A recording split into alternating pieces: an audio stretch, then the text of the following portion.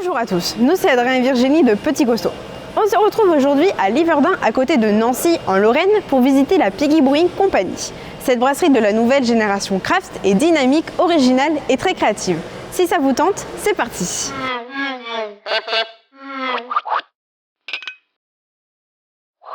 Bonjour Pierrot. Bonjour. Merci beaucoup de nous recevoir ici, donc à Liverdun, c'est juste à côté de Nancy, C'est ça. en Lorraine, dans la Piggy Brewing Company. Alors, voilà, on va parler de la brasserie, on va parler de votre univers, de vos bières, de tout ça. Est-ce que tu peux te présenter? Combien vous êtes dans la brasserie? Qui a quel rôle? Depuis quand elle existe? Voilà, est-ce que tu peux un peu nous parler de la brasserie? Donc moi c'est Pierrot, Pierrot Fechtig. La brasserie Piggy, elle a été fondée en 2016 par Romain et moi. C'était en fait un projet un peu fou d'amateurs, plutôt dégustateurs à la base de bière, dégustateurs de plein de bières, de très grandes bières.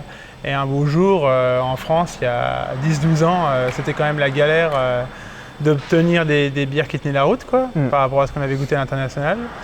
Donc Romain, il a eu le trip de commencer à brasser en amateur. Vraiment juste pour le délire Mais les premières bières ont été plutôt réussies et encourageantes. Alors on s'y est mis tous les deux, moi aussi, il m'a formé au brassage. Et les résultats étant de mieux en mieux. On nous a beaucoup encouragés, les pros, parce qu'on a beaucoup de potes dans le monde professionnel de la bière, dans les caves, dans les bars. Les gars nous disaient allez-y, allez-y, c'est bon les gars, vous n'avez pas à rougir face à un tel ou un tel. Et à un moment, voilà, tu as l'âge d'entreprendre, tu as envie de faire autre chose de ta vie que dans ton laboratoire ou derrière ton ordinateur. Et puis c'est parti Donc on a démarré Piggy.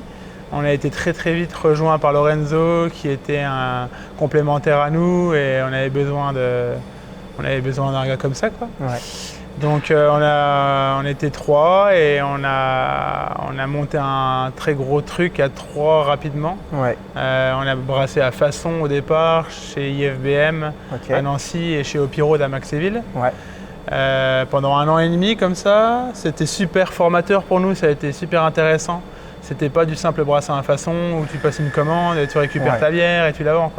On a été sur le terrain, on a tout fait nous-mêmes chez Opiro, c'était vraiment cool. D'ailleurs, merci à eux parce que c'est aussi grâce à eux qu'on en est là. Et en 2019, en janvier, on a enfin pu démarrer ici. On a eu 6 mois de travaux et d'installation au préalable. Et voilà, donc ça fait 2 ans presque qu'on est ici. On monte en volume rapidement et on n'a toujours pas assez de cam pour fournir tout le monde. Pour assouvir tous les assoiffés. Ça c'est clair. Alors, tu vois, en se baladant un peu sur le site internet de la brasserie, nous on a vu un truc tout de suite qui nous a marqué, c'était la philosophie des gros, des gorés. Qu'est-ce que c'est finalement la philosophie des gros? Qu'est-ce que... C'est vrai qu'en fait c'est un truc qui fait tilter pas mal de monde parce qu'en fait on a monté un projet sérieux. C'est clair que Piggy Brewing, entre guillemets, c'est pas de la rigolade, mais on voulait pas que les gens croient que c'était trop sérieux et qu'on n'était pas fun. Et on voulait prouver aussi qu'on est capable d'avoir une affaire qui tourne et de délirer Donc on voulait un truc assez décontracté, fun, et puis le délire des cochons, c'est que on est en Lorraine ici, et Lorraine c'est les sangliers, les sangliou et puis en chouille, on s'appelait tous Mongoret. Voilà, ça... Et oui, parce que du coup, sur toutes les bouteilles, maintenant les canettes de Piggy, on retrouve ce petit cochon qui change de profil à chaque fois et qui s'adapte à la bière aussi. Ouais, c'était plus ou moins involontaire parce qu'au départ c'était Piggy Brewing Company à l'anglaise parce que les brasseries qui nous avaient fait rêver étaient principalement anglophones. Et donc c'est un petit clin d'œil à nos premiers coups de cœur. Et Piggy, donc le cochon, donc on a trouvé notre graphiste qui nous a fait un logo avec la tête de cochon. Et puis c'était pas forcément voulu au départ le cochon mis en scène, mais on a trouvé ça rigolo avec un graphisme qui changeait un petit peu, le côté dessin, aquarelle. Et puis alors ça plaît ou pas, Il y a des gens qui ont horreur, il y a des gens qui adorent. Ouais. Mais au moins, ça fait parler, c'est clivant, quoi. Ouais. Ouais, ça interpelle. On arrive chez un caviste, on voit les cochons là, c'est quand même assez marrant. Alors, justement, parlant des bières, vous avez quand même un rythme de production assez soutenu. Vous sortez souvent, de façon assez récurrente, des nouveautés. Est-ce que vous avez une gamme permanente, une gamme éphémère? J'ai vu qu'il y avait une gamme saisonnière. C'est quoi la différence entre tout ça? Alors, pendant longtemps, on a voulu faire que des nouveautés. Ouais. Parce qu'en fait, on a un côté un peu égoïste, Ouais. c'est-à-dire qu'on brasse un peu pour nos gueules principalement. Ouais. Et de la même manière qu'on aime goûter des bières nouvelles, on aime brasser des bières nouvelles. Ouais. Et tu vas prendre l'exemple d'un chef dans un grand restaurant, il va pas s'amuser tous les jours à faire le même repas. Toute l'année. Voilà, il faut varier les plaisirs. Donc nous, on a longtemps fait toujours des bières nouvelles. Et puis un jour, on a été un peu rappelé par la demande entre guillemets, et puis nous qui avions quand même envie de se dire, bah tiens, on va faire une ou deux bières en gamme fixe. Ouais. Mais alors c'est pas évident parce qu'il faut faire gaffe à pas avoir une gamme trop large, Oui. qui va te bloquer tes fermenteurs et t'empêcher de faire des nouveautés. Et oui, te stopper dans la créativité. Et voilà. Et puis il faut aussi avoir des bières abouties dont tu es fier et que tu vas pas te dire tiens, en 6 mois, non, celle-là je la veux plus, quoi. Ouais. Et peut-être qu'il nous a fallu quelques années pour arriver à ce stade, même si on a fait des bonnes bières assez rapidement. Ouais. Voilà, pour avoir un produit fini où on s'est dit bon, bah, celle-là il peut rester quelques années. Voilà. Et puis il y a les saisonnières, comme tu l'as dit, les saisonnières, des coups comme la Paradise Pepper, Ouais. qu'on a testé, qui ont bien plu, et qui, c'est vrai, le profil correspond bien à une période de l'année, quoi. Le printemps, début d'été, tu as envie de te boire une petite Paradise en terrasse. Ouais. Et on s'est dit, ouais, c'est con, nous-mêmes on a envie d'en reboire, donc autant en refaire, quoi. Ouais. Donc une fois de plus, c'est pour nous, et les gens aiment bien, donc ça tombe bien, quoi. Ok. En plus, tu peux. C'est pas une permanente, c'est une saisonnière, donc C'est une quand elle saisonnière. revient, tu peux peut-être modifier des choses qui t'ont moins plu, l'améliorer. Alors ouais, ou tu on changes. reste des amoureux du... Comment dire, on aime perfectionner nos bières, et on va profiter d'une année sur l'autre à modifier 2-3 petits trucs qui vont jamais changer fondamentalement la bière. On va dire que la plupart des gens vont pas s'en rendre compte, Ouais. mais nous on arrive à monter progressivement en qualité, et puis ça nous fait plaisir, quoi. L'âme quand même de la brasserie, maintenant, même si vous avez une gamme plus permanente, c'est quand même, comme tu le disais, la création, chercher des choses qui vous plaisent. Où est-ce que vous allez chercher toute cette créativité pour sortir des choses? Il y a même des gens maintenant, des amateurs, moi j'en fais partie, qui s'inspirent de vos recettes pour faire des choses. Où est-ce qu'on va chercher l'inspiration comme ça? Bah, je pense que c'est comme dans tout corps de métier. Je parlais de la cuisine, mais ça peut être aussi l'architecture, l'art en général, un peu tout et n'importe quoi. C'est propre à chacun d'avoir des idées, d'essayer de soit réfléchir, soit elles viennent toutes seules, de se concerter. C'est aussi en goûtant d'autres produits que tu t'inspires. C'est comme dans la musique, il n'y a pas grand monde qui crée des vraies choses en musique. Tout le monde reprend, s'inspire en fait. Ouais. C'est pas péjoratif, hein. On s'inspire et puis des fois on fait des trucs un peu loufoques pour triper. Ouais. Mais l'inspiration, c'est vraiment pas un problème. C'est comme pour les étiquettes. On nous a dit ouais, mais les étiquettes à un moment, vous arriverez plus à en faire des nouvelles, trouver des nouveaux noms, c'est pas possible. Bah si, je veux dire, je suis pas je suis pas un ordinateur, mais il y a moyen de. Finalement, la créativité, elle n'a pas forcément de limite quand on sait s'inspirer de choses. Voilà. Et qu'on est passionné du truc. Ouais, ok. Tu vois, on parlait des bières, c'est vrai que il y a une bonne attirance aussi dans la... Moi, je me rappelle, j'ai commencé à Piggy avec des bons gros stouts, tu vois, des bons gros impériaux. Ça, c'est plutôt une bière de Noël, du coup. Quelles sont les bières, dernièrement, un peu loufoques, comme tu disais, que tu as retenues? Que j'ai retenu de chez nous, d'ailleurs? Oui, de chez toi. Et ben malheureusement, dernièrement, on a beaucoup moins de bières loufoques. Ouais. Parce que pour plusieurs raisons. Déjà, il y a le côté Covid. Ouais. Covid, on a été confronté à une baisse drastique des volumes. Ouais. Parce qu'on travaille à 70% avec les bars et en grande partie au fût.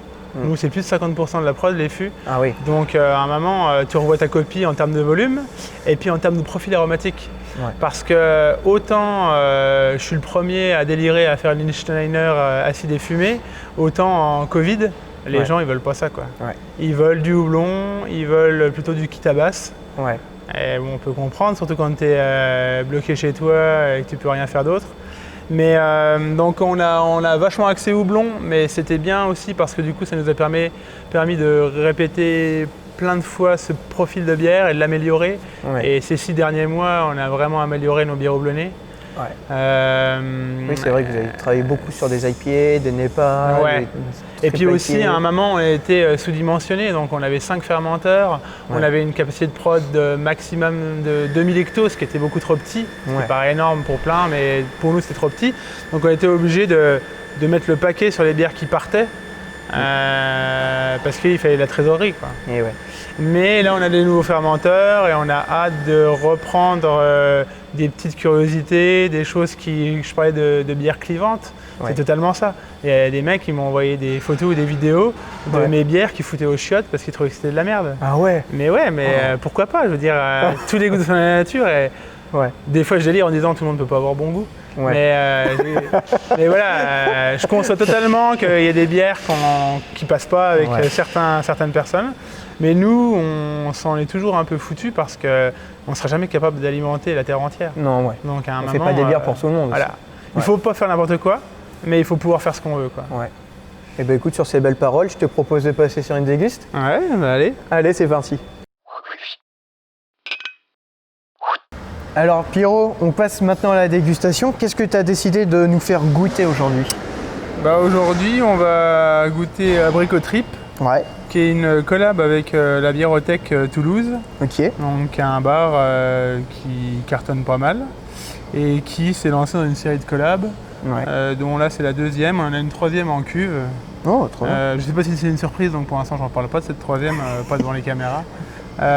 Donc Abricot Trip, qui est une, alors attention, accrochez-vous, Imperial Pastry Gauze.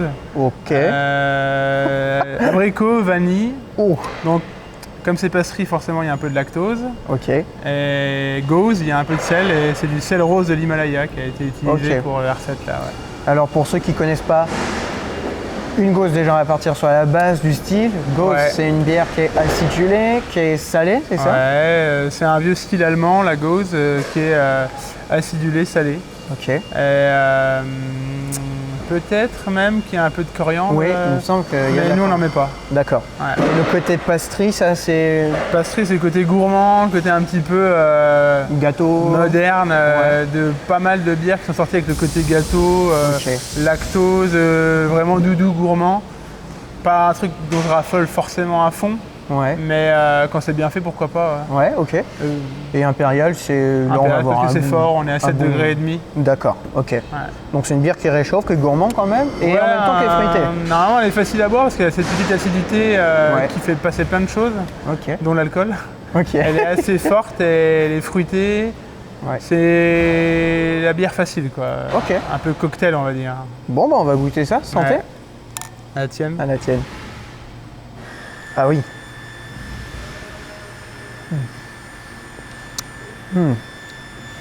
Waouh, c'est impressionnant. On a voulu un truc dans l'équilibre.